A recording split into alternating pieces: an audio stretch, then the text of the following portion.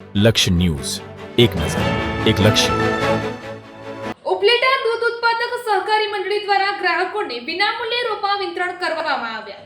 રાજકોટ જિલ્લામાં ઉપલેટામાં દૂધ ઉત્પાદક સહકારી મંડળી દ્વારા દર વર્ષે વિવિધ સામાજિક કાર્યક્રમો યોજવામાં આવે છે તેમજ સેવાકીય પ્રવૃત્તિઓ પણ કરવામાં આવે છે અને મંડળીમાં દૂધ ભરાવતા ગ્રાહકોને પણ મંડળી દ્વારા અનેક યોગદાન, બોનસ તેમજ ભાવફેર સહિતની વિવિધ સહાયો પણ આપવામાં આવે છે.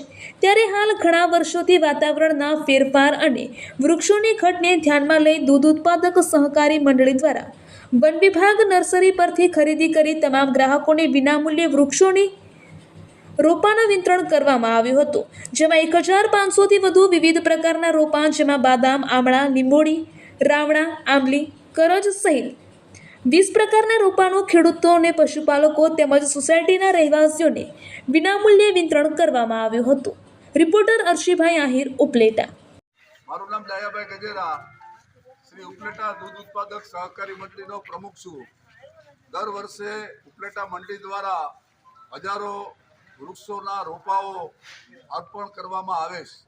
અમારો હેતુ વર્તમાન સમયમાં જે પર્યાવરણની અસંતુલન થઈ રહ્યું છે તેને કારણે વધુ વરસાદ, દુષ્કાળ, અતુલ પવન જે કંઈ બનાવો બની રહ્યા છે એ ખાસ કરીને ક્લાઇમેટ ચેન્જ જે કહેવાય, ક્લાઇમેટ ચેન્જને કારણે આ થાય છે.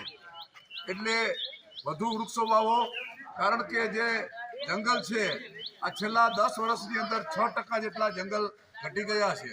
તો જંગલ જગ્યાએ ઘટે છે તો એ જંગલની જગ્યા ઉમેરવા માટે લોકોએ પોતપોતાના ખેતરોમાં આ વૃક્ષો વાવવા પડશે.